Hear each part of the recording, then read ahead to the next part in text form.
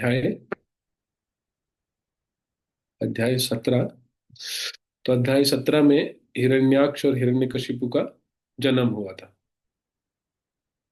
और हिरण्यकशिपु वैसे तो उसका वो माँ के गर्भ में बाद में प्रवेश किया था,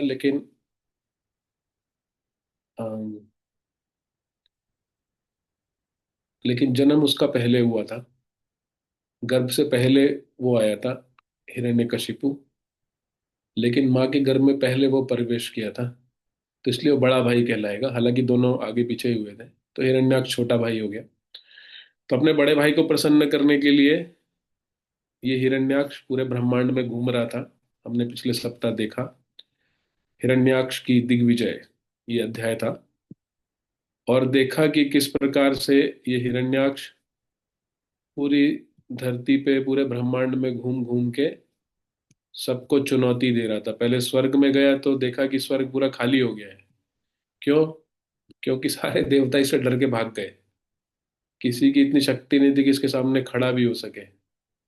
तो सब अपनी धोती पकड़ के वहां से चुपचाप निकल लिए। और जब इसने देखा कि स्वर्ग में देवताओं में कोई दम नहीं है, कोई इसका सामना नहीं कर सकता है, तो ये समुद्र में चला गया। और समुद्र में जाकर, कौन? हिरण्याक्ष। समुद्र में जाकर इसने वरुण देव को चुनौती दी। और वरुण देव को बोला कि अगर हिम्मत है तो मुझसे लड़के दिखाओ। तो वरुण देव ने भी कहा, भाई देखो अभी मैं तो बूढ़ा हो गया हूँ, मैं तो तुमसे लड़ नहीं सकता। तुम एक काम करो, भगवान विष्णु, उनको चुनौती दो, उनको ढूंढ लो। तो ये हमने कुछ श्लोक देखे थे, है ना, ये वाला 30वां श्लोक। तो वरुण देव कह रहे हैं कि तुम युद्ध में इतने कुशल हो कि मुझे परम पुरातन भगवान विष्णु के अतिरिक्त कोई ऐसा नहीं दिखता जो तुम्हें युद्ध में तुष्टि प्रदान कर सके। अतः हे असुर श्रेष्ठ, तुम उन्हीं के पास जाओ जिनकी तुम जैसे योद्धा भी बड़ाई करते हैं। और फिर उसने कहा कि, वरुण देव ने आगे कहा, उनके पास पहुंचते ही तुम्हारा सारा भ्रम दूर हो जाएगा और तुम युद्ध भूमि में कुत्तों से घिर कर चिर निद्रा में सो जाओगे। मतलब मर जाओगे, तो कुत्ते तुम्हारे मांस को नोचेंगे, ये कह रहे हैं। तुम जैसे दुष्टों को मार भगाने तथा सत्पुरुषों पर अपनी कृपा प्रदर्शित करने के लिए ही वराह जैसे विविध रूपों में अवतरित होते रहते हैं। तो ये वैसे इन्होंने नहीं बोला है, वराह जैसे रूप नहीं बोला है, लेकिन यहाँ पर आया है प्रशांतये रूपाणी धत्ते, अनेक प्रकार के रूप धारण करते हैं। प्रभुपाद जी ने बता रहे हैं कि प्रभुपाद जी पहले से उत्साहित होकर बता रहे हैं कि कौन आने वाले हैं। कौन आने वाले हैं? भगवान वराहदेव। तो अब अगला अध्याय अध्याय 18, जिसमें भगवान वराह और असुर हिरण्याक्ष के मध्य युद्ध की बात की जा रही है। तो इसमें एक बार मैं आपको इसकी स्लाइड्स दिखा देता हूँ कि इस अध्याय में है क्या क्या। Just एक सेकंड।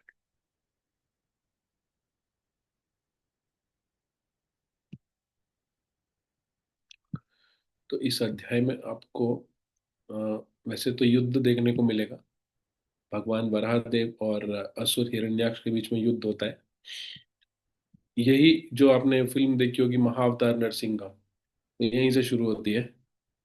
नहीं, यहाँ से नहीं शुरू होती है, लेकिन उसमें ये युद्ध भी आता है। भगवान वराहदेव और हिरण्याक्ष के बीच में युद्ध होता है।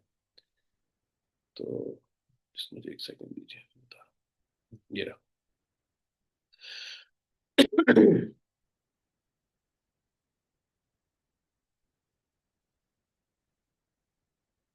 तो ये जो आपके स्क्रीन पर जो छवि है,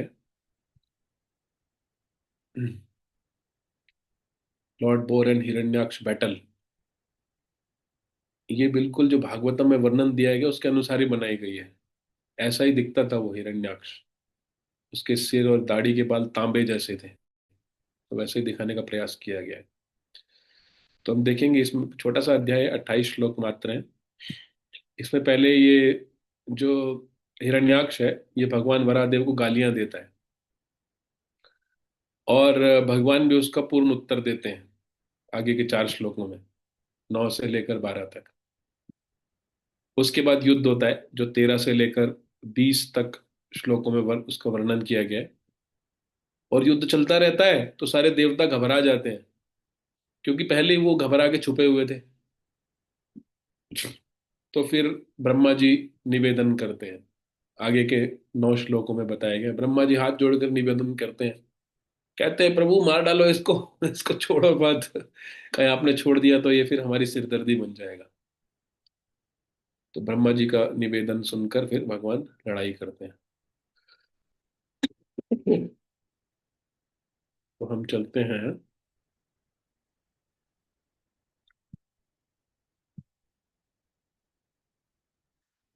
ओके, प्रभु जी बोल रहे हैं कि पिछले अध्याय की स्लाइड्स, 1 मिनट। पिछले अध्याय में हमने देखा था, दिखाता हूँ, ये दिखा देते हैं।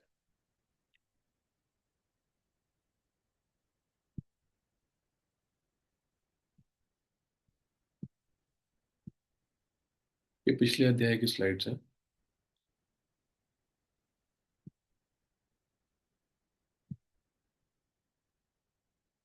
तो ये था कि हिरण्याक्ष ने चारों दिशाओं पर विजय प्राप्त करी, दिग्विजय हिरण्याक्ष। इसमें ज्यादा पिक्चर्स नहीं थी, इसलिए मैंने दिखाया नहीं।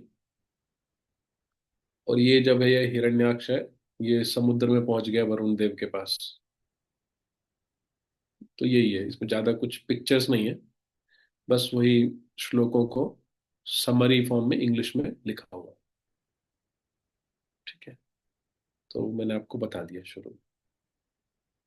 और अंत में वरुण देव के पास पहुंचता है। अब हम आते हैं 18वें अध्याय पर, जो आज जिस पर हमें डिस्कशन करना है। ये, ओम नमो भगवते वासुदेवाय। ओम नमो भगवते वासुदेवाय। ओम नमो भगवते वासुदेवाय। नारायणं नमस्कृत्य नरं चैव नरोत्तमं देवीं सरस्वतीं व्यासं ततो जयमुदीरयेत्। नष्टप्रायेषु अभद्रेषु नित्यं भागवत सेवया भगवतीरुत्तमश्लोके भक्तिर्भवति नैष्ठिकी। तो मैत्रेय मुनि ये जो कथा है विदुर जी को बता रहे हैं। तो क्या कहते हैं, मैत्रेय जी ने आगे कहा, उस घमंडी तथा अभिमानी दैत्य ने वरुण के शब्दों की तनिक भी परवाह नहीं करी। हे विदुर, उसे नारद से श्री भगवान के बारे में पता लगा, और वह अत्यंत वेग से समुद्र की गहराइयों में पहुंच गया। तो किसी भी तरह यदि हम किसी प्रकार से भगवान को प्राप्त करने की आतुरता, लालच अगर डेवलप कर लें, तभी हमें भगवान मिल सकते हैं। तो यहाँ पर हम देख सकते हैं कि ये जो असुर है हिरण्याक्ष, हालांकि भगवान को मारना चाहता है, लेकिन फिर भी बहुत आतुर है भगवान को ढूंढने में, है ना। और कैसे ही इसकी इच्छा, इसकी भगवान को प्राप्त करने की लालच, इच्छा, ईगरनेस कैसे बढ़ी। हाँ, उस वो बढ़ी वरुण देव से सुनने के बाद, है ना। उसने वरुण देव से सुना श्री भगवान के बारे में, और उसकी आतुरता बढ़ी, उसकी ईगरनेस बढ़ी, और उसने प्राप्त भी कर लिया भगवान को। ऑफ कोर्स वो भगवान को मारना चाह रहा था, नियत गलत थी, इंटेंशन गलत थी, लेकिन ये हम बात सीख सकते हैं कि वो भगवान को ढूंढना चाह रहा था। तो शास्त्रों में बताया गया है कि भगवान को प्राप्त करने की एक ही कीमत है। देखो, भगवान को ना तो कोई अपनी सुंदरता से आकर्षित कर सकता है, क्योंकि भगवान सुंदरता के धाम है। भगवान को ना कोई अपनी बुद्धि से आकर्षित कर सकता है, क्योंकि कृष्ण से अधिक बुद्धिमान कोई नहीं है। तो भगवान को किससे आकर्षित कर सकते हैं, हमारे शास्त्र बताते हैं, केवल लालच से। लोभ जो होता है, तत्र लौल्यम मूल्य एकलम। तो रूप गोस्वामी ऐसा लिखते हैं कहते हैं कृष्ण भक्ति रस भाविता मति क्रियताम यदि कुतोपि लभ्यते तत्र लौल्यम मूल्य एकलम जन्म कोटि सुकृति न लभ्यते। वो कहते हैं कि कृष्ण को प्राप्त करने का एकमात्र उपाय है लौल्यम, ग्रेट ईगरनेस, बहुत तीव्र इच्छा प्राप्त करने की, बस, और कुछ नहीं है। चाहे आपको शास्त्र पता हो या ना पता हो, बस कृष्ण से आकर्षण हो जाए। शास्त्र भी हम इसीलिए पढ़ते हैं ताकि भगवान को प्राप्त करने की आतुरता, इच्छा, लालच, लौल्यम, वो हमारा बढ़ता जाए। इसलिए हम शास्त्र पढ़ते हैं। शिल प्रभुपाद जी एक कहानी बताते हैं। एक डाकू था, डाकू भगत सिंह। उसको पुलिस पकड़ रही थी। तो पुलिस से बचने के लिए वो एक सत्संग में जाके बैठ गया। और सत्संग में जो पंडित जी थे, जो कथा कर रहे थे, वो भगवान कृष्ण के बारे में बता रहे थे कि कैसे ये दो भाई हैं, कृष्ण बलराम, हाँ, और वृंदावन में रहते हैं। और इनकी माँ यशोदा इनको सुबह सुबह बहुत ही कीमती गहनों से सजा संवार कर भेजती है। फिर वो गोचारण करने जाते हैं। तो डाकू तो वहां पे छुप के बैठा हुआ था पुलिस के डर से। तो जब पुलिस चली गई, थोड़े समय बाद कथा भी समाप्त हो गई। तो उसके मन में विचार आया कि अगर ये दो लड़कों को मैं लूट लूं, इनके सारे गहने चुरा लूं, किसके, कृष्ण और बलराम के, तो जीवन भर मुझे कहीं डकैती मारने की जरूरत नहीं है। तो ये सोचकर वो कथाकार के पास गया और बोला कि क्या पता बताया था तुमने उन लड़कों को, कहाँ रहते हो? तब वृंदावन में रहते हैं। कहते कब निकलते हैं? कहते रोज निकलते हैं गोचारण के लिए, गायों को चराने के लिए। तो ये आदमी अपने घर से, घर तो नहीं होता है इसका, डाकू होता है, तो वृंदावन की तरफ निकल पड़ता है। वृंदावन में पहुंच के सबसे पूछता है कि अरे तुम उनको जानते हो कि ये दो लड़के आते हैं कृष्ण बलराम गाय चराने? किसी को विश्वास नहीं होता है। इन इसको विश्वास होता है कि भाई वो पंडित जी ने बोला था तो जरूर आते होंगे, मुझे उनको लूटना है, मुझे उनके सारे गहने चुराने हैं।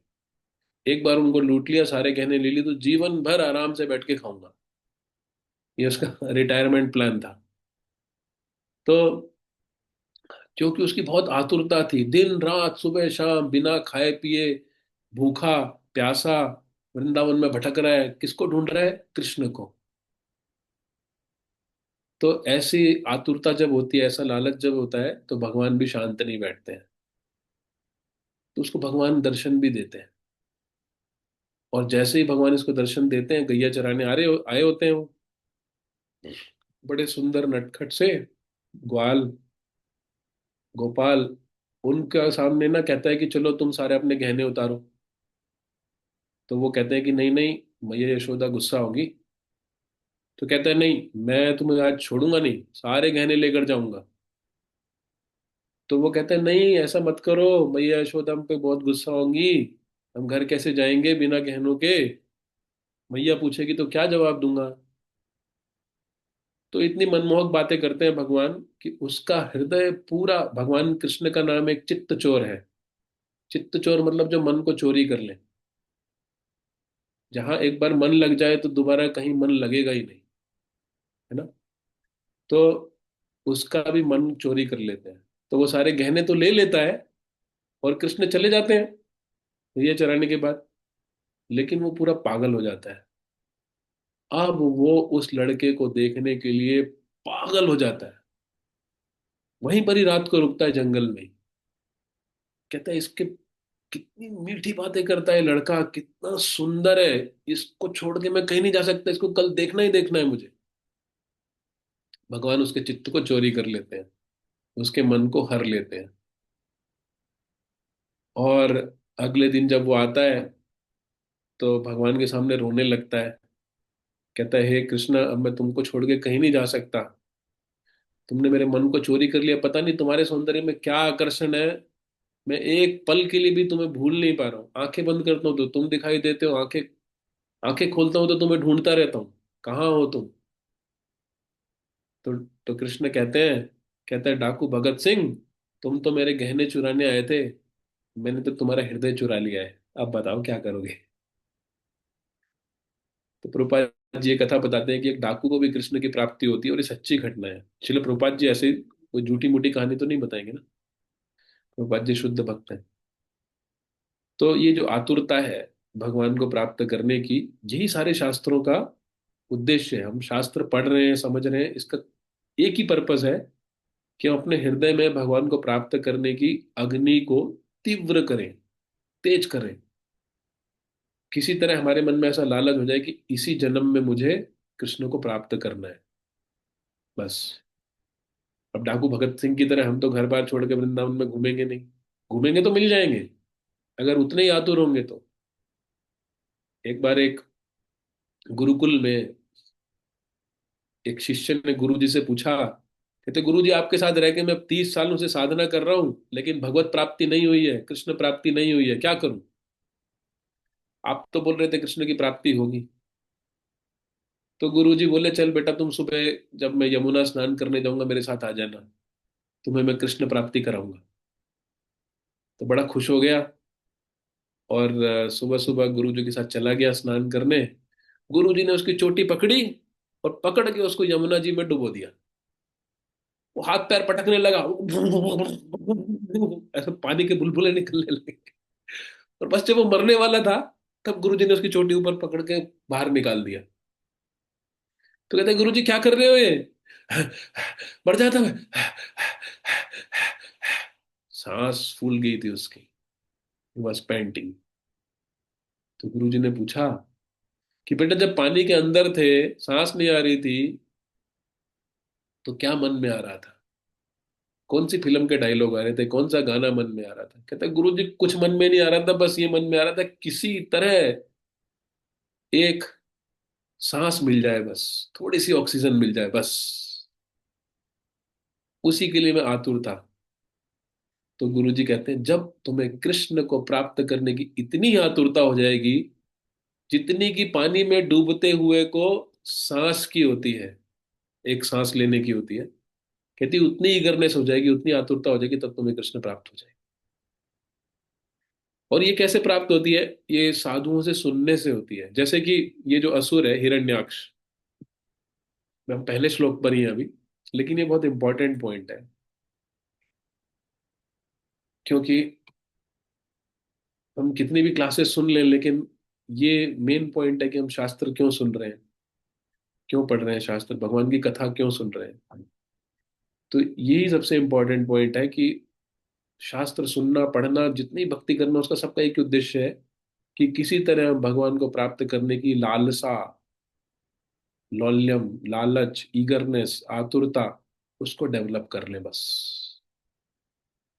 तो कृष्ण अवश्य प्राप्त हो जाएंगे। तो ये साधु संत के शब्दों से ऐसी प्राप्त होती है। जैसे जैसे ये हिरण्याक्ष है, ये राक्षस, इसको कहाँ से भगवान को प्राप्त करने की प्रेरणा मिली? वरुण देव से। वरुण देव भगवान के भक्त हैं। तो वरुण देव के, हालांकि ये बहुत घमंडी है, यहाँ पर वो बोल भी रहे हैं मैत्रेय मुनि, दुर्मदः, हाँ, महामनास, यानी कि वो घमंडी भी है और अहंकारी भी है, दोनों है। लेकिन फिर भी किसी तरह उसको भगवान को प्राप्त करने की इच्छा जाग गई कि मैं आज विष्णु को ढूंढ के उसको मारूंगा।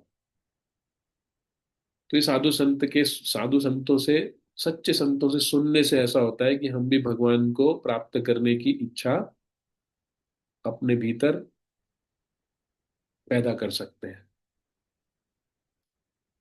तो ये भी भगवान को ढूंढने के लिए समुद्र की गहराइयों में पहुंच गया।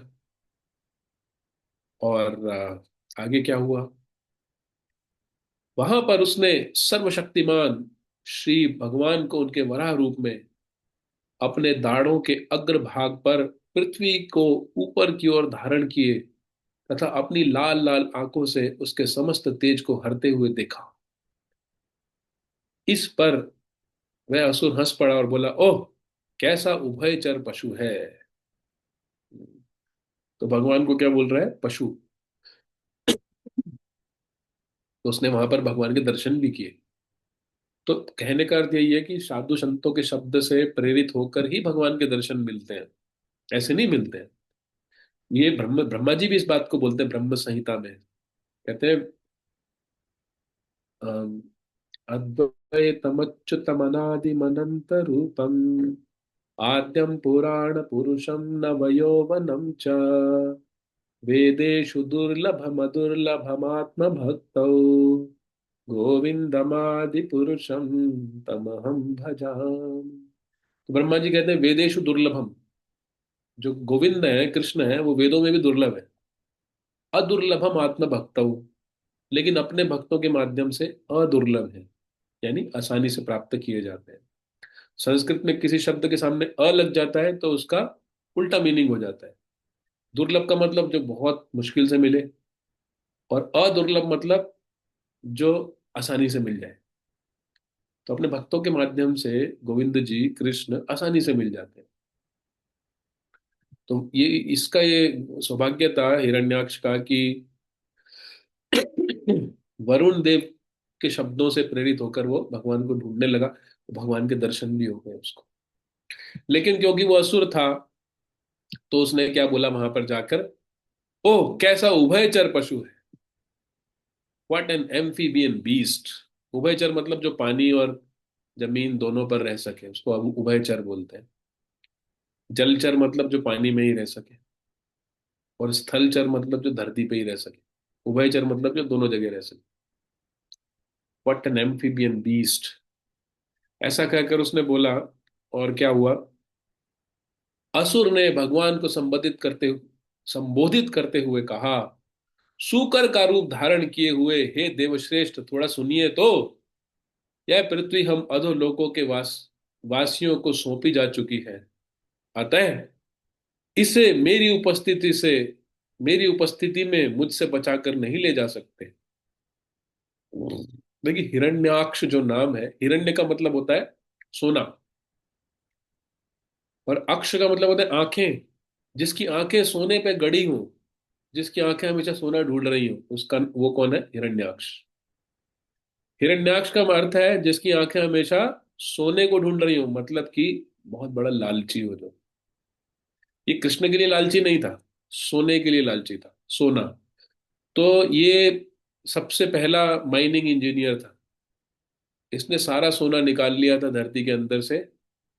और क्या होता है ना, हमारी जो धरती है वो अपने ऑर्बिट में है, अपनी कक्षा में है। अगर उसमें से उसको खोखला कर दिया जाए तो अपने ऑर्बिट से गिर जाएगी, अपने कक्षा से गिर जाएगी और नीचे गर्भोदक सागर में गिर जाएगी। तो इसने ऐसा ही किया था, इसने धरती का सारा सोना निकाल लिया था। इसलिए पूरा भूमंडल गर्भोदक सागर में गिर गया था। भगवान वराहदेव उसी भूमंडल को उसके ऑर्बिट में, उसकी कक्षा में पुनर्स्थापित करने के लिए गए थे। तो इसने, आप यहाँ पर इसका इमेज भी देख सकते हैं और क्लैरिटी होगी।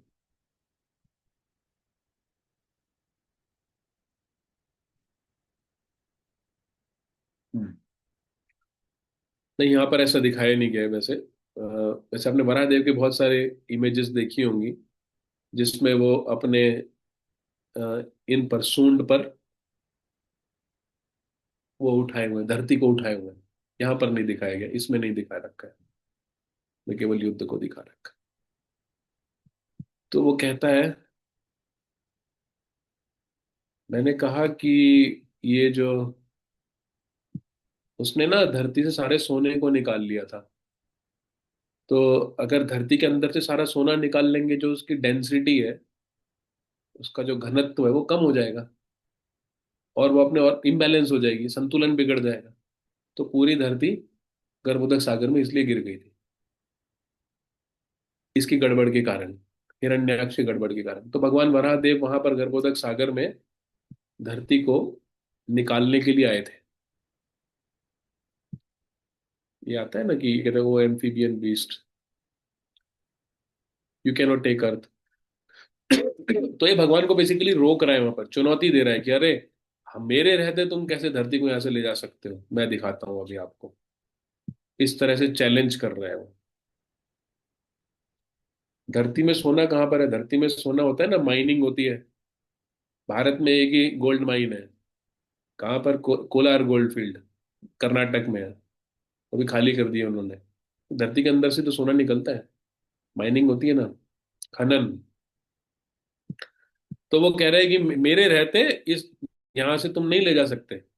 चुनौती दे रहा है भगवान वराहदेव को। और कहता है कि अरे धूर्त, कौन कह रहा है ये? हिरण्याक्ष कह रहा है। किसको कह रहा है? भगवान वराहदेव को। अरे धूर्त, हमारे शत्रुओं ने हमारे वध के लिए तुम्हें पाला है। यानी देवताओं के बारे में कह रहा है कि देवताओं ने तुम्हें पाला है और तुमने अदृश्य रहकर कुछ असुरों को मार दिया है। हे मूर्ख, तुम्हारी शक्ति केवल योग माया है, अतः मैं आज तुम्हें मारकर अपने बंधुओं का शोक दूर कर दूंगा। जो असुर होते हैं उनकी एक ही इच्छा होती है, किसी तरह भगवान को मार दो, है ना। और जो आप देखेंगे जो एथीस्ट साइंटिस्ट होते हैं, सिर्फ मतलब सब साइंटिस्ट नहीं, लेकिन जो एथीस्ट साइंटिस्ट होते हैं उनका भी यही उद्देश्य होता है, किसी तरह भगवान को मारो। यानी कि ये बताओ कि कोई भगवान भगवान नहीं है, कुछ नहीं है, सिर्फ ये आपका अंधविश्वास है, इस प्रकार से।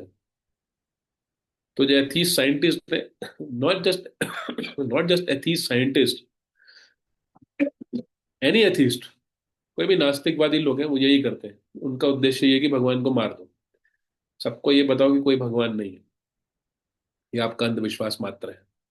असुर कहता है, जब मेरी भुजाओं से फेंकी गई गदा तुम्हारा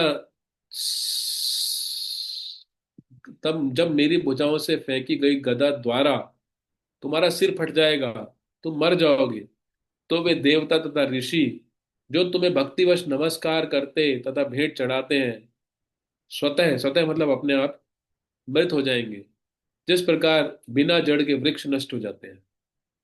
तो ये बात भी सही है। जो देवता है और ऋषि हैं, भगवान के भक्त हैं, उनका पालन पोषण कौन करते हैं? भगवान ही करते हैं। वैसे तो भगवान सभी का पालन पोषण करते हैं, लेकिन उनकी श्रद्धा का, उनके विश्वास का पालन पोषण भी भगवान ही करते हैं। तो कह रहे जब तुमको ही मार दूंगा मैं, तो जो तुम्हारे भक्त हैं, यानी कि देवता और ऋषिगण, वो तो अपने आप ही मर जाएंगे। तुम ही तो उनके सहारा हो, उनका आश्रय, उनकी शेल्टर हो। जैसे वृक्ष होता है, वृक्ष पेड़, अगर उसकी जड़ काट दो सारी की सारी, तो अपने आप पेड़ गिर जाएगा, उसको कहीं से पोषण मिलेगा ही नहीं, और न्यूट्रिशन। तो ये सोच रहा है वो। देखिए प्रभुपाद जी बता रहे हैं कि जब देवता शास्त्रोक्त विधि से भगवान का अर्चन करते हैं, तो असुर अत्यंत विचलित होते हैं। असुरों को भगवान की भक्तिमय कार्य पसंद नहीं आते हैं। असुर सदैव ईश्वर तथा उनके भक्तों से ईर्ष्या करते हैं, असुरों के लक्षण है। असुर का मतलब ये नहीं है कि जिसके दांत निकले हो ऐसे बाहर। असुर कोई भी हो सकता है। आज के समय में असुर कोट पैंट टाई पहनकर बड़े सुंदर से दिखते हैं, बड़े सोफिस्टिकेटेड दिखते हैं, लेकिन वह है असुर। क्यों? क्योंकि वो भगवान से ईर्ष्या करते हैं, सबको बताते हैं कि कोई भगवान वगैरह नहीं है, और भक्तों से भी ईर्ष्या करते हैं। जो भक्त होते हैं वो कहते हैं ये सब सेंटिमेंटल है, भावुक लोग हैं, ये सब असुर ही है। असुर, असुर का मतलब कोई असुर कोई जाति नहीं होती है। असुर का अर्थ यह है जो भगवान के सुर में सुर ना मिलाए, वो असुर। और जो भगवान के सुर में सुर मिलाए वो सुर। सुर यानी कि देवता। तो इनका काम क्या है? भगवान के सुर में सुर ना मिलाना। तो असुरों को ये काम पसंद नहीं है, कोई भक्ति करे, कोई भगवान की पूजा करे, कोई भगवान की कथा आदि में भाग ले, है ना। असुरों का प्रचार ये रहता है कि मंदिर या गिरजाघर में पूजा ना की जाए, और इंद्रिय तुष्टि के लिए सारी भौतिक उन्नति की जाए, है ना। वो कहते हैं कि जो आधुनिक औद्योगिक इकाइयां भारत के मंदिर हैं, आपको पता होगा किसने कहा है कि the modern industrial enterprises are temples. ऐसे असुर बोलते हैं, कहते हैं कि मंदिर मत जाओ, फैक्ट्री कारखानों में जाओ, क्योंकि वहां से तुम्हें खाना मिलेगा, मंदिरों में थोड़ी खाना मिलेगा। ऐसा असुर लोग बोलते हैं। ऐसा जो बोलते हैं वो कौन है? असुर है। उनका कोई ऐसा रूप रूप विशेष नहीं है, कोई भी असुर हो सकता है। अब यहाँ पर बात बात देने वाली ध्यान देने वाली बात यह है कि उसने तो ऐसे गंदे गंदे शब्द कहे कि तुम्हें मार डालूंगा, तुम्हें ये करूंगा, तुम्हारा सिर फोड़ दूंगा अपनी गदा से। कह रहा है ना कि जब मेरी भुजाओं से फेंकी गई गदा द्वारा तुम्हारा सिर फट जाएगा और तुम मर जाओगे, तो देवता तथा ऋषि जो तुम्हें भक्तिवश नमस्कार करते हैं तथा भेंट चढ़ाते हैं, स्वतः ही मृत हो जाएंगे, अपने आप ही मर जाएंगे। तो भगवान को मारने की बात कर रहे हैं ना। अब यहाँ पर ध्यान देने वाली बात यह है, देखिए भगवान को क्या, उसने तो बोल दिया, यद्यपि असुर के तीर सदृश भेदने वाले दुर्वचनों से, यद्यपि भगवान, यद्यपि भगवान असुर के तीर सदृश भेदने वाले दुर्वचनों से अत्यंत पीड़ित हुए थे, किंतु उन्होंने इस पीड़ा को सह लिया। तो बहुत सारे लोग भारत में ऐसा मानते हैं कि जो परम सत्य है, जो सबका आदि है, जहां से सब आए हैं, वो एक निराकार प्रकाश है। निराकार ज्योति है, ऐसा बोलते हैं बहुत सारे लोग। और उनके अंदर कोई भावना नहीं है, ना उनके हाथ है ना उनके पैर हैं, क्योंकि निराकार है, कोई आकार नहीं है। जिसका आकार नहीं है उसकी भावनाएं भी नहीं होंगी। तो ऐसा लोग, कई लोग बोलते हैं। लेकिन यहां पर यह स्पष्ट किया जा रहा है कि भगवान वराहदेव को भी बुरा लगा। देखिए, ये जो मैंने हाईलाइट किया, फिर से पढ़िए क्या लिखा है। यद्यपि भगवान असुर के तीर सदृश भेदने वाले दुर्वचनों से अत्यधिक पीड़ित हुए, यानी जब वो गालियां दे रहा था भगवान को, उससे भगवान को बुरा लगा। तो भगवान को अगर गालियां सुन के बुरा लगता है, तो उनको स्तुति सुनकर अच्छा भी लगता है। जब हम गाते हैं जय राधा माधव, जय कुंज बिहारी, तो भगवान को बहुत अच्छा भी लगता है, उनको सुख मिलता है। गालियां सुन के उनको बुरा लगता है, दुख मिलता है। और अपनी स्तुति सुन के उनको अच्छा भी लगता है। तो भगवान भी भावनाओं से परिपूर्ण है। ये कहना कि उनमें कोई भावना नहीं है, मूर्खता होगी। तो भगवान को पीड़ा हुई जब उसने दुर्वचन बोले, कड़वे शब्द बोले, लेकिन भगवान ने उस पीड़ा को सह लिया। वे अपनी दाढ़ों के अग्रभाग पर स्थित पृथ्वी को भयभीत देखकर जल में से निकलकर उसी प्रकार बाहर आ गए, जिस प्रकार घड़ियाल द्वारा आक्रमण किए जाने पर हाथी अपनी सहचरी हथीनी के साथ बाहर आ जाता है। तो धरती गर्भोदक सागर के अंदर चली गई थी, और भगवान वराहदेव उसको अपने दाढ़ों के भाग पर उठाए हुए थे, और धरती भयभीत हो गई। तो भगवान जल से बाहर आ गए उससे लड़ने के लिए, है ना। तो भगवान की जब स्तुति की जाती है भगवान प्रसन्न होते हैं, भगवान को गाली दी जाती है तो अप्रसन्न होते हैं। तो जब नास्तिक लोग बोलते हैं कोई भगवान नहीं है, या फिर ऐसा कहते हैं कि भगवान के कोई हाथ पांव नहीं है, उनकी आंखें नहीं है, ना वो हमें देख सकते हैं, उनके कान नहीं है, वो हमारी प्रार्थनाओं को भी नहीं सुन सकते हैं, तो ये सुन के भगवान को बहुत दुख होता है। कृष्ण को भी दुख होता है बुरे शब्द सुनकर। और उनकी स्तुति सुनकर उनके बारे में कोई बात करता है तो भगवान को अच्छा भी लगता है। दोनों ही साइड है ना? तो भारत में ऐसे मायावादी दार्शनिक होते हैं जो बोलते हैं कि भगवान की कोई हाथ पैर नहीं है, कोई मुंह नहीं है, कोई कान नहीं है, कोई भावनाएं नहीं है, वो तो प्रकाश है, लाइट है, अनलिमिटेड लाइट है। वो गलत है। कौन कहते हैं भगवान खाते नहीं, बेर शबरी के जैसे खिलाते नहीं। कौन कहते हैं भगवान सोते नहीं, तुम यशोदा के जैसे सुलाते नहीं। कौन कहते हैं भगवान आते नहीं, द्रौपदी के जैसे तुम बुलाते नहीं। कृष्ण गोविंद गोपाल गाते चलो, मन को विषयों के विष से हटाते चलो। माता जी, मैं प्रश्न का उत्तर बाद में देता हूँ, थोड़ा कथा को आगे बढ़ाते हैं। भगवान को बुरा लगा, मैं ये कह रहा हूँ। और फिर भगवान बाहर आ गए उससे लड़ने के लिए। सुनहले बालों, यहाँ पर उसका विवरण दिया गया, हिरण्याक्ष कैसा दिखता था। उसके सुनहले बाल थे, तथा भयानक दांतों वाले उस असुर ने जल से निकलते हुए भगवान का उसी प्रकार पीछा किया जिस प्रकार कोई घड़ियाल हाथी का पीछा कर रहा हो। उसने बिजली के समान कड़क कर कहा, क्या तुम अपने ललकारने वाले प्रतिद्वंदी के समक्ष इस प्रकार भागते हुए लज्जित नहीं हुए हो। निर्लज्ज प्राणियों के लिए कुछ भी निंदनीय नहीं है। कहते शर्म नहीं आती मुझे देखकर भाग रहे हो, मैं तुम्हें चुनौती देता हूं और तुम मुझे छोड़कर भाग रहे हो। हिम्मत है तो मेरा सामना करो। ऐसा कह रहा है कौन? हिरण्याक्ष, असुर। तो भगवान ने पृथ्वी को लाकर जल की सतह पर अपनी दृष्टि के सामने रख छोड़ा और अपनी निजी शक्ति को उसमें स्थानांतरित कर दिया, जिससे वह जल पर तैरती रहे। अब यहां पर भगवान की शक्ति देखिए, भगवान हमेशा कुछ अद्भुत कार्य करेंगे। कोई भी कहता है ना कि मैं भगवान हूं, उससे उसको बोलिए कुछ अद्भुत कार्य करके दिखाओ। भगवान ने धरती पर अपनी दृष्टि डाली और धरती समुद्र में तैरने लगी। अभी तक तो डूबी हुई थी ना, भगवान ने तो उसको अंदर से निकाल कर लाए थे। लेकिन भगवान ने अपनी शक्ति उसमें ट्रांसफर कर दी और वो धरती धरती तैरने लगी पानी के ऊपर, जल पर तैरने लगी। कोई कर सकता है ऐसा? भगवान रामचंद्र ने समुद्र पर दृष्टिपात किया था, गुस्से में, क्रोध में, और समुद्र बुट बुट बुट बुट बुट बुट बुट बुट बुट उबलने लगा था। अगर कोई अपने आप को भगवान कहता है, उसके सामने एक गिलास पानी रखो, बोलो कि चल इसको देख कर उबाल के दिखा। दृष्टिपात करके इसको उबाल के दिखाओ।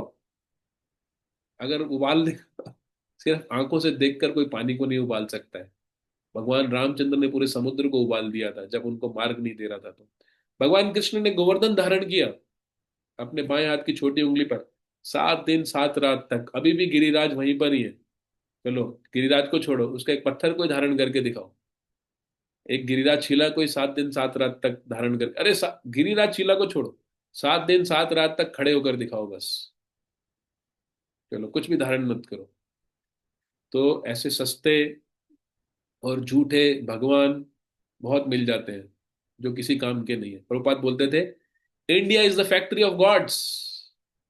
भारत भगवानों का कारखाना है।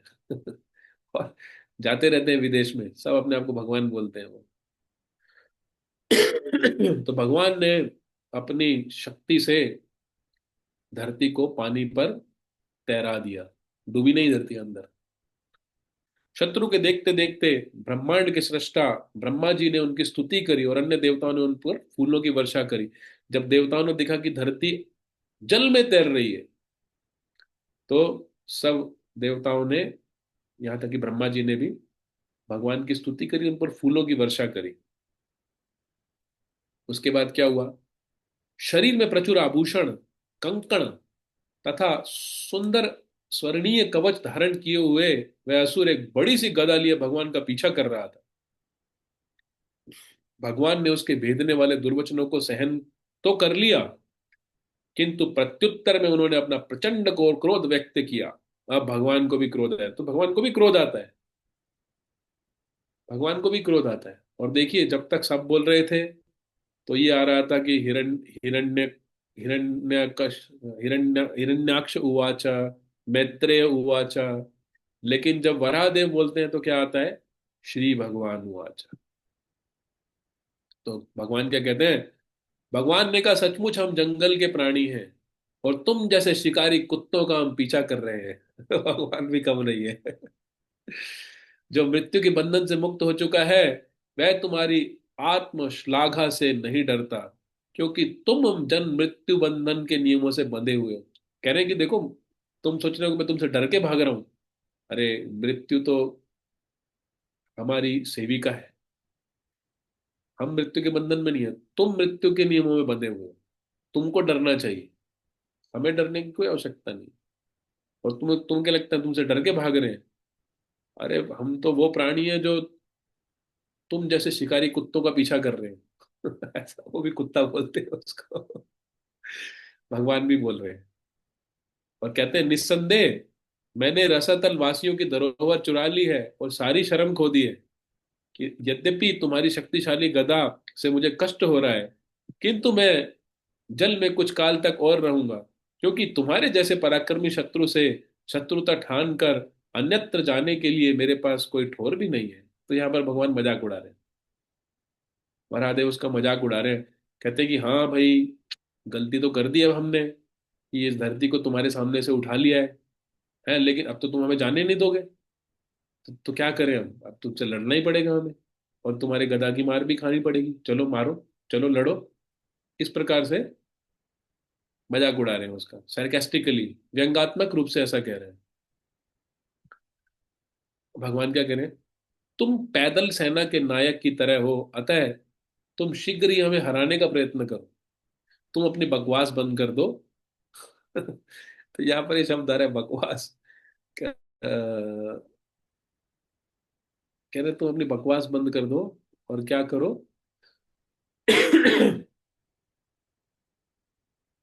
और हमारा वध करके अपने संबंधियों की चिंताओं को मिटा दो। तुम चाहते थे ना कि मुझे मार सकते हो, चलो मार दो, मुझे मार दो। कोई भले ही गर्वित हो, किंतु यदि वह अपने दिए गए वचनों प्रतिज्ञा को पूरा नहीं कर पाता, सभा में आसन प्राप्त करने का पात्र नहीं है। भगवान भी कह रहे हैं, कहते तुमने अभी बोला ना कि तुम मुझे मार दोगे, अपनी गदा से मेरा सिर फोड़ दोगे, चलो मारो। अपने वचनों का पालन करना। हम भी कहते हैं ना, माँ का दूध पिया है तो ऐसा करके दिखाओ, है ना। तो भगवान भी ऐसे कह रहे हैं, कहते हैं कि अगर तुम अपने वचनों को पूरा नहीं कर पाए, तुमने बोला कि तुम मुझे मार दोगे, तो तुम भी अपना आदर खो दोगे, सभा में आसन प्राप्त करने के योग्य नहीं रहोगे। यानी कहने का अर्थ है कि तुम्हारी इज्जत खत्म हो जाएगी अगर तुम अपनी बातों को पूरा ना करो तो। अरे बातों में मत आओ, उलझो, लड़ाई करो, मार के दिखाओ हमें। तुमने बोला मारोगे तो मारो। तो भगवान ने भी उत्तर दिया। अब यहाँ से 13वें श्लोक से लेकर 20वें श्लोक तक युद्ध के बारे में बताया गया है। और बाद में युद्ध चल रहा है, कैसे युद्ध चल रहा है, भगवान मार नहीं रहे हैं। क्योंकि आपको याद होना चाहिए कि हिरण्याक्ष कौन है। ये भगवान का ही द्वारपाल है। हिरण्याक्ष और हिरण्यकशिपु जय और विजयी है, जो भगवान के द्वारपाल थे, जो हमने 16वें अध्याय में सुना था। तो भगवान वीर रस का आनंद लेने के लिए, वीर रस मतलब फाइटिंग मेलोस, लड़ाई का आनंद लेने के लिए भगवान अपने ही भक्त से इस प्रकार युद्ध कर रहे हैं। तो मजे लेंगे, एकदम तुरंत तो नहीं मारेंगे, तो थोड़ा समय तो लगेगा मरने में। तो अभी उनकी लड़ाई के बारे में बताया जा रहा है, कैसे युद्ध हो रहा है। तो युद्ध कर रहे हैं और देवता लोग घबरा रहे हैं, कह रहे कहीं ऐसा ना हो कि भगवान अभी बोलेंगे, देवता लोग बोलेंगे कि भगवान रात होने वाली है, जैसे ही रात होगी इसकी शक्ति और बढ़ जाएगी, असुर है ना, रात में इसकी शक्ति बढ़ जाएगी, इसको तुरंत मारो, वेट मत करो, जल्दी मारो जल्दी मारो। देवता लोग घबरा कर ऐसा बोलेंगे। श्री मैत्रेय ने कहा, जब श्री भगवान ने उस राक्षस को इस प्रकार ललकारा, तो वह क्रुद्ध और क्षुब्ध हुआ और क्रोध से इस प्रकार कांपने लगा, जिस प्रकार छेड़ा गया हुआ विषधर सांप सर्प। सांप को अगर थोड़ा छेड़ दिया जाए तो वो क्या करता है, ऐसे हिस करता है और बिल्कुल क्रोध में आ जाता है, ऐसे साउंड करता है। तो वो भी ऐसे ही हुआ, जैसे छेड़ा, जैसे सांप के ऊपर पैर रख दिया हो, सांप को छेड़ दिया हो। वो भी ऐसे क्रोध में कांपने लगा, पूरा गुस्सा आ गया उसको कि मुझे कैसे बोल दिया, मैं मुझे कुत्ता बोला। कुत्ता बोला ना अभी भगवान ने थोड़ा देर पहले, शिकारी कुत्ता। तो वो भी पूरा क्रोध में गुस्सा हो गया। तो अब क्या होता है, क्रोध के मारे सारे अंगों को कपाते तथा फुफकारता हुआ वह राक्षस तुरंत भगवान के ऊपर झपट पड़ा और उसने अपनी शक्तिशाली गदा से उन पर प्रहार किया। तो गदा से ही वो भगवान का सिर फोड़ना चाह रहा था, तो गदा से प्रहार किया। किंतु भगवान ने एक और सरक कर शत्रु द्वारा अपने वक्ष स्थल पर चलाई गई गदा के प्रखर प्रहार को उसी प्रकार झुठला दिया, जिस प्रकार सिद्ध योगी मृत्यु को चकमा दे देता है। तो ये समझने वाला श्लोक है। जब उसने अपनी गदा चलाई तो भगवान थोड़ा साइड हो गए, सरक गए। Krishna moved, Varadev moved aside. तो किस प्रकार से, जैसे सिद्ध योगी मृत्यु को चकमा दे देता है। तो जो योगी होते हैं, अष्टांग योग का अभ्यास करते हैं, वो अपनी सांस को रोकना सीख जाते हैं। अष्टांग योग में, अष्टांग योग के अभ्यास में प्राणायाम के अभ्यास से श्वास को रोकना सिखाया जाता है। तो मैं जब छोटा था, दिल्ली में रहता था, तो वहां पर एक ऐसे ही कोई योगी आए थे। उनका नाम था, नाम याद नहीं आ रहा। तो वो क्या, ऐसे ही धरती के अंदर गड्ढा खोद के 40 फीट नीचे धरती के अंदर चले गए थे और ऊपर से मिट्टी डाल दी गई। बोले मैं 40 दिन बाद निकलूंगा बाहर। आप सोचेंगे 40 दिन तक कोई कैसे रह सकता है मिट्टी के अंदर, और वो भी 40 फीट नीचे, कोई पाइप नहीं, कोई ऑक्सीजन का व्यवस्था नहीं, कुछ नहीं। तो वो योगी होते हैं जो अभ्यास करके अपने सांस को रोक लेते हैं। जब हम जन्म लेते हैं तो हमें कितनी सांस लेनी है इस जन्म में, वो डिसाइड हो जाता है। वो निर्धारित हो जाता है। अब अगर आप सांस को रोक लेंगे, मान लो कि आपको 5 लाख बार सांस लेनी है इस जन्म में, है ना। अब आपने 3 लाख बार सांस ले ली और आपने सीख लिया कि कैसे सांस को रोकना है। आप आगे सांस लोगे ही नहीं, तो मृत्यु आएगी ही नहीं, मरोगे ही नहीं। और ये झूठ बात नहीं है। अभी भी आज के समय भी जो कुंभ का मेला लगता है, आप ऐसे ऐसे योगियों से मिलेंगे जिनकी उम्र 500 साल है, 700 साल है, 1000 साल के योगी। कैसी इतनी उम्र को बढ़ा लेते हैं? सांस को रोकना जानते हैं, श्वास को रोक लेते हैं। तो श्वास को रोक के अपनी आयु को बढ़ाया जा सकता है। तो यहाँ पर भी इसलिए वही बात की गई है कि सिद्ध योगी मृत्यु को चकमा दे देता है, यानी वो बहुत जल्दी से मरते नहीं है। जब चाहे तब मरेंगे, सांस को रोक के बैठ जाएंगे तो मृत्यु नहीं आएगी फिर। क्योंकि जितने सांस लेने उतना निर्धारित है, पूर्व निर्धारित है। अब कोई सांस ही नहीं लेगा तो उसके उसको जितने सांस लेने, वो 5 लाख बार सांस लेने के लिए उसको जीना पड़ेगा, और उसकी उसकी ड्यूरेशन ऑफ लाइफ, जीवन अवधि बढ़ जाएगी। इस प्रकार से ये साइंस है, विज्ञान, योगियों को पता होता है। तो भगवान साइड हो गए और उसकी गदा बेकार गई। तब श्री भगवान अपना क्रोध प्रदर्शित करते हुए उस राक्षस की ओर झपटे जो क्रोध के कारण अपना होठ चबा रहा था। उसने फिर से अपनी गदा उठाई और उसे बारंबार घुमाने लगा। तो युद्ध होने लगा। तब भगवान ने अपनी गदा से शत्रु की दाहिनी भौं पर प्रहार किया, मतलब left eyebrow, sorry, right eyebrow, दाहिनी यहाँ पर। किंतु वह असुर युद्ध में कुशल था, इसलिए हे भद्र विदुर, ये विदुर जी को बता रहे हैं ना, मैत्रेय मुनि, तो इसलिए विदुर जी का नाम आ रहा है। इसलिए हे भद्र विदुर, अपनी गदा की चाल से अपने आप को, उसने अपनी गदा की चाल से अपने आप को बचा लिया। तो भगवान ने भी उसके यहाँ पर दाहिनी बाहों पर प्रहार किया, लेकिन वो भी युद्ध में कुशल था, साइड हो गया। इस प्रकार असुर, हिरण्याक्ष तथा भगवान हरि ने एक दूसरे को जीतने की इच्छा से क्रुद्ध होकर अपनी अपनी विशाल गदाओं से एक दूसरे पर प्रहार किया। दोनों योद्धाओं में तीखी स्पर्धा थी, मतलब कंपटीशन था। दोनों के शरीरों पर एक दूसरे की नुकीली गदाओं से चोटें लग रही थी। अपने अपने शरीर से बहते हुए रक्त की गंध से वे अत्यधिक क्रुद्ध हो चले थे। तो रक्त भी बह रहा था, खून खराबा हो रहा था, और जितना खून निकल रहा था उतने वो क्रुद्ध होते जा रहे थे, गुस्सा होते जा रहे थे।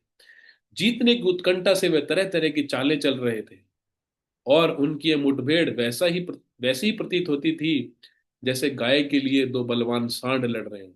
तो मैंने देखा था एक बार, मैं अपने मामा जी के घर गया था। तो जब हम सुबह घर गए थे मामा जी के घर पे, दो सांड लड़ रहे थे आपस में।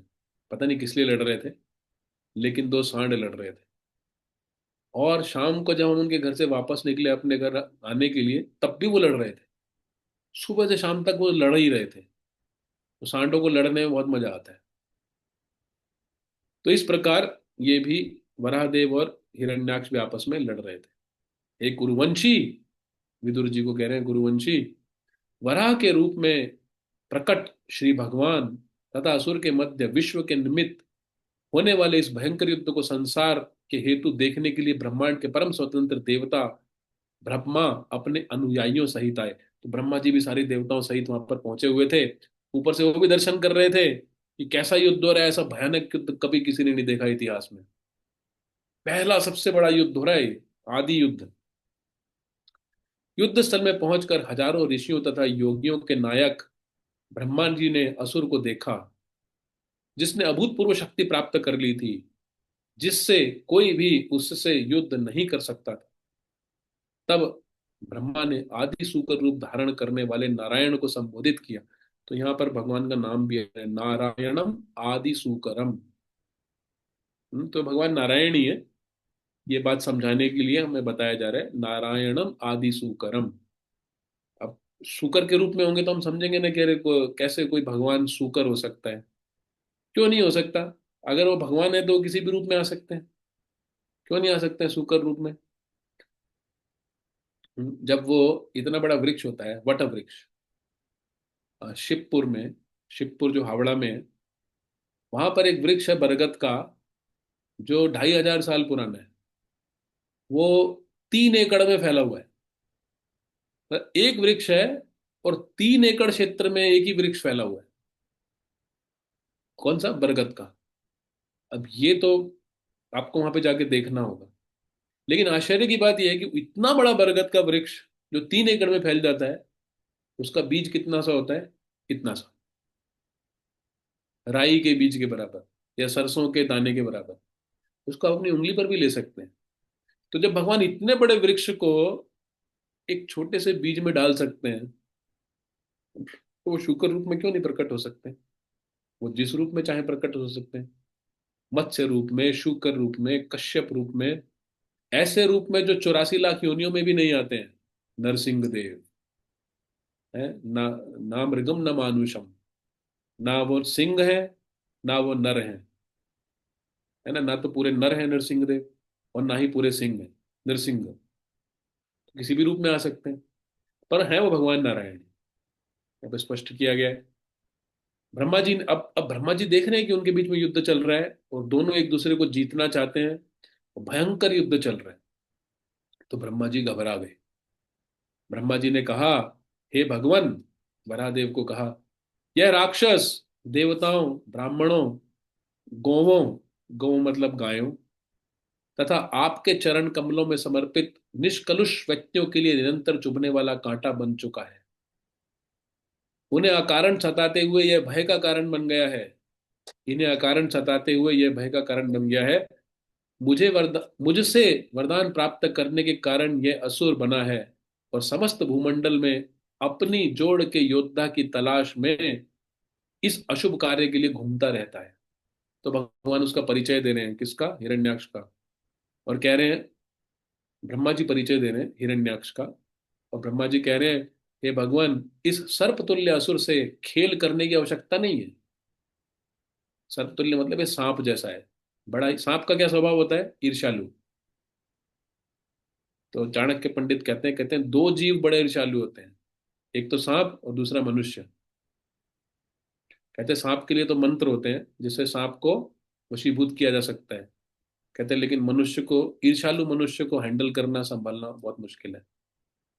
सांप को तो मंत्रों से वशीभूत कर सकते हैं, मनुष्य को नहीं कर सकते, ईर्ष्यालु मनुष्य को। लेकिन ये जो ईर्ष्यालु मनुष्य हिरण्याक्ष, वो सारे देवताओं को, ऋषियों को और भगवान को समर्पित भक्तों को परेशान करता रहता है, उनके लिए कांटा बन गया है। कहते हैं इससे खेलने की आवश्यकता नहीं है, क्योंकि यह सदैव मायावी, कर्तव्य में दक्ष और हेकड़ीबाज है। हेकड़ीबाज, साथ ही निरंकुश एवं अत्यंत दुष्ट भी है। निरंकुश मतलब अपनी मनमानी करता है, और अत्यंत दुष्ट भी है, किसी पर दया भी नहीं करता है। कहने का मतलब है कि ब्रह्मा जी कह रहे हैं इसे मार डालो, इसे खेलो मत ज्यादा। प्रभुपाद जी बता रहे हैं गांव में कभी कभी बच्चे सांप को पकड़ लेते हैं। गांव के बच्चे डरते नहीं है, और मारने से पहले उसके साथ थोड़ी देर तक खेल करते हैं, मजे लेते हैं उससे। तो ब्रह्मा जी कह रहे हैं नहीं नहीं नहीं, इसके साथ ऐसा मत करो, इसको मारो जल्दी से। और कह रहे हैं, ब्रह्मा जी आगे कह रहे हैं, हे भगवान, आप अच्युत हैं। अच्युत मतलब जिनको कोई पराजित नहीं कर सकता है।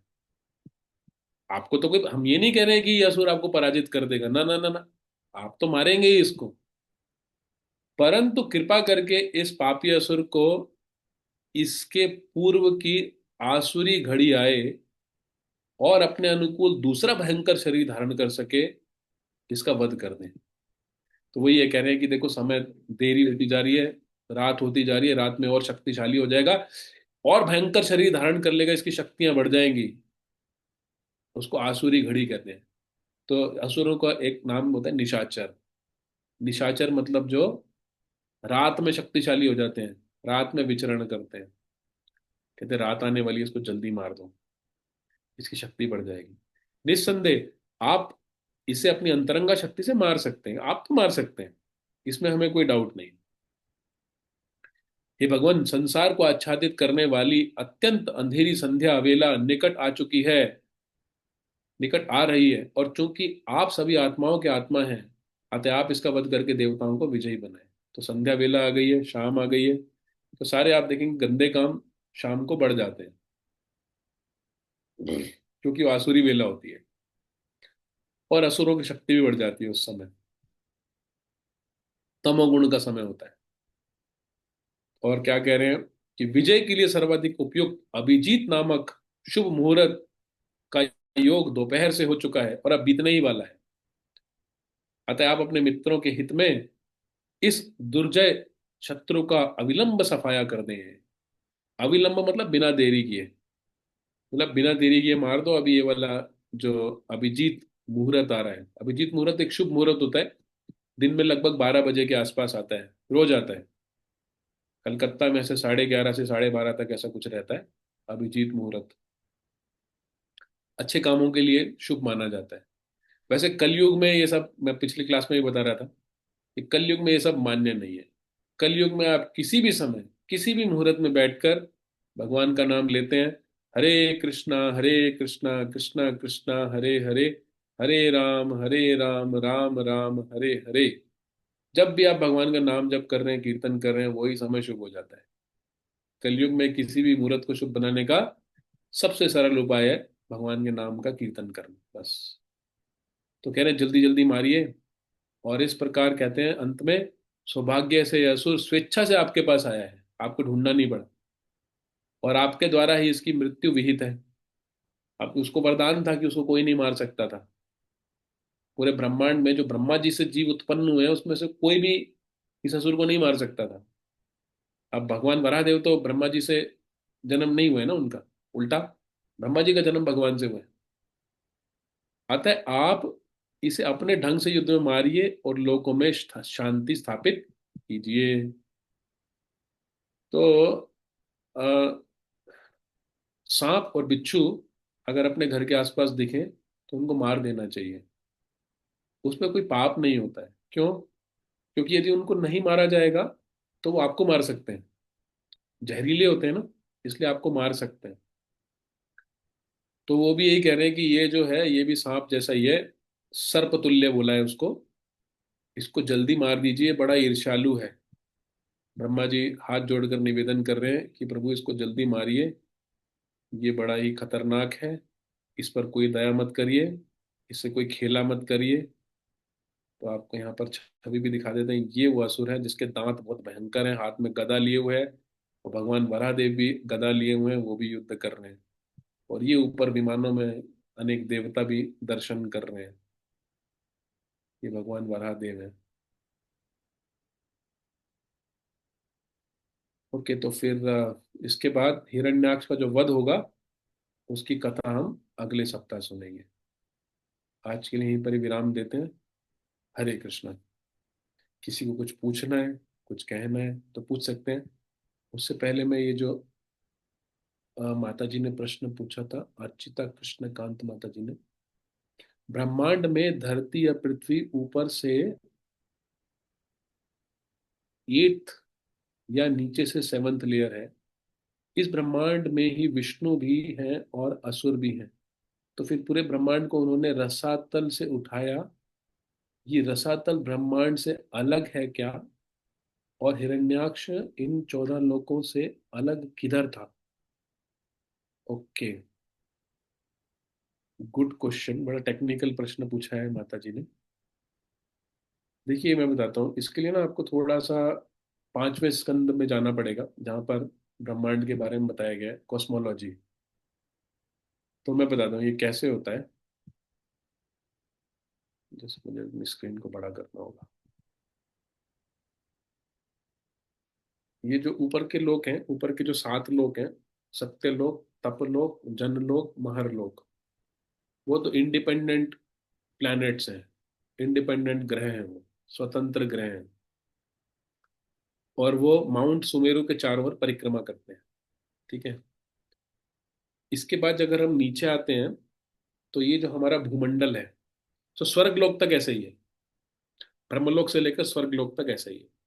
वो सब लोक हैं, प्लैनेट्स हैं, और वो माउंट सुमेरु के चारों ओर परिक्रमा करते हैं। अब ये जो हिरण्याक्ष था, इसने ब्रह्मलोक को छोड़कर बाकी सब पे विजय प्राप्त कर ली थी।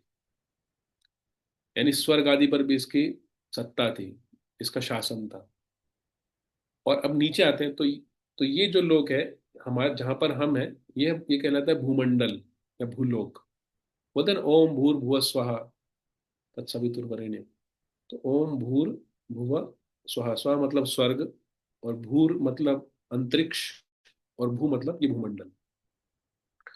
अब इस भूमंडल पर पृथ्वी भी है जहां पर हम रहते हैं, और ये एक डिस्क के जैसा है। मान लीजिए, मान लीजिए ये तो वैसे राउंड नहीं है। हाँ, ये अच्छा है। ऐसा है, ऐसा राउंड, ऐसा है। आपको तो ऊपर से देखना होगा ऐसे। ऐसे ही भूमंडल है, एक डिस्क के जैसा है, सर्कल इस तरह से। तो ऊपर से देखेंगे तो सर्कल के जैसा है। यहीं पर कहीं पर है हम ऊपर, यहाँ पे बीच में माउंट सुमेरु है। हम माउंट सुमेरु की तलहटी पे कहीं पर है, और इसमें इसी भूमंडल में होल्स हैं, छेद हैं, जिनमें नीचे के लोक हैं। जैसे इस धरती के नीचे सबसे पहले है अतल, पितल, सुतल, रसातल, तलातल, और अंत में पाताल।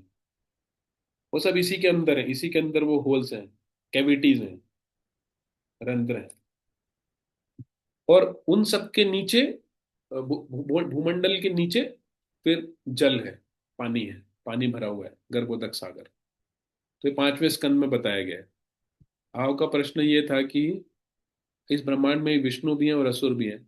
हाँ, जो भगवान विष्णु ध्रुव लोक पर रहते हैं, वो बिल्कुल, जो ये अगर भूमंडल है, इसके सेंटर में माउंट सुमेरु है।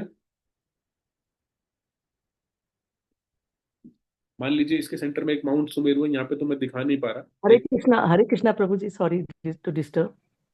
हाँ, मैं पूछ लूं आपसे, लिखी थी, मैंने लिखा। मैं मुंह से ही पूछ लेती हूँ एक्चुअली, जो प्रॉब्लम है, जो मुझे समझ में नहीं आ रहा है एक्चुअली। ये जो ब्रह्मांड है ये गोल है, तो जो पृथ्वी हमारा जो भूमंडल है जो रसातल में चला गया था वो भी गोल है क्या? ये तो लेयर है ना, 7 8 लेयर है। ऐसे तो है। मैं बता रहा हूँ, भूमंडल ऐसे है, इस शेप में है। अच्छा, हाँ। ये पूरा गिर गया था। तो ये कहाँ गर्भ सागर में गिरा? ओके, ठीक है प्रभु जी, क्लियर हो गया, thank you, Hare Krishna. Okay, भक्ति भावना माता जी। हरे कृष्ण प्रभु जी, thank you so much Prabhu जी। प्रभु जी, ये मेरे बेटे का एक प्रश्न है। क्या था कि जो सतयुग में कहते कि 4 पैर होते हैं धर्म के, और ये हिरण्याक्ष उसी में आया था। तो चार पैर है तो जब, हरे कृष्णा प्रभु जी, मेरा डाउट था कि आपने पहले की क्लासेस में बताया था कि जैसे सतयुग में धर्म के पूरे 4 पैर हैं, फिर त्रेतायुग में 3 पैर हैं। तो ऐसे तो सतयुग में तो जब हिरण्यकशिपु का कोई भी, जैसे वो अपने आप को भगवान मानता था, तो जो भी उसको भगवान नहीं मानता था वो उनको पनिशमेंट देता था, बहुत पीड़ा देता था उनको। तो तब तो वो उनपे दया नहीं करता था।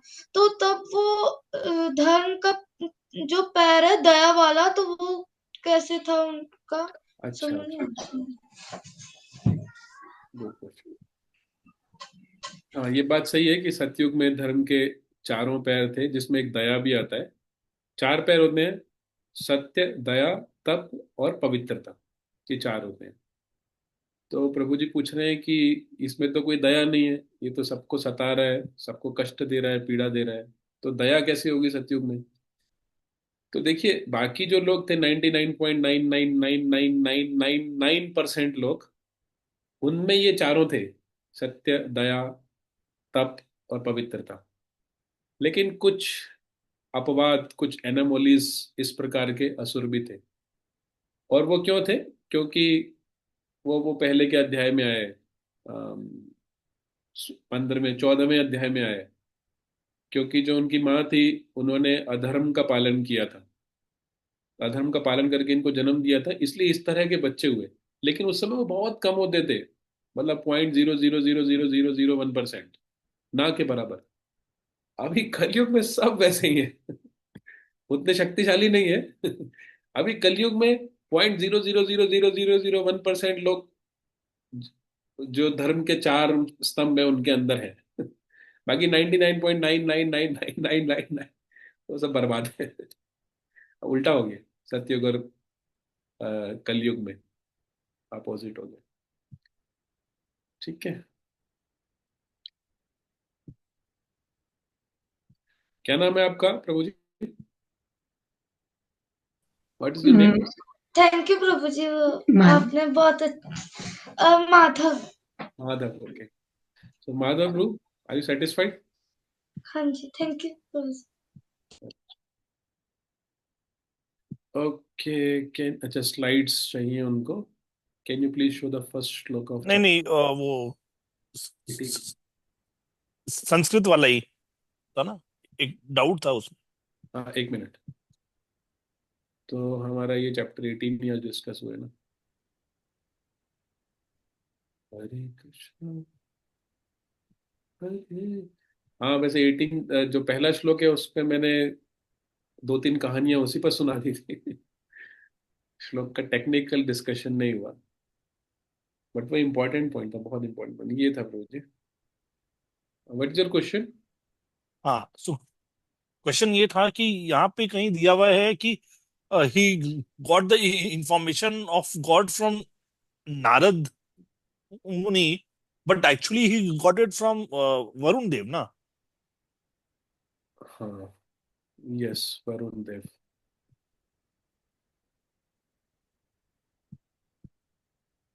तो नारद जी भी मिले होंगे, यहाँ पर बताया नहीं है, बट गुड ऑब्जर्वेशन।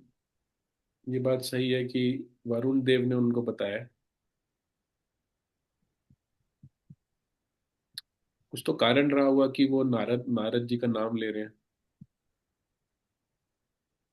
ठीक है, maybe I will reply this question in next class.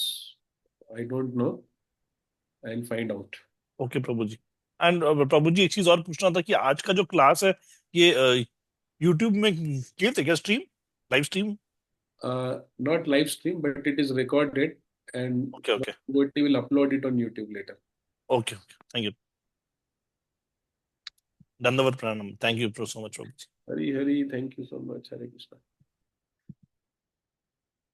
ठीक है,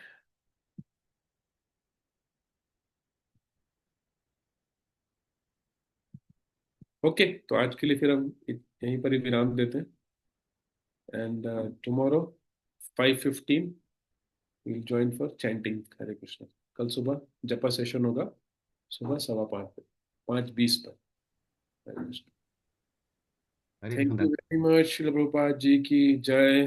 ग्रंथराज श्रीमद् भागवतम की जय। हरे कृष्ण। Thank you.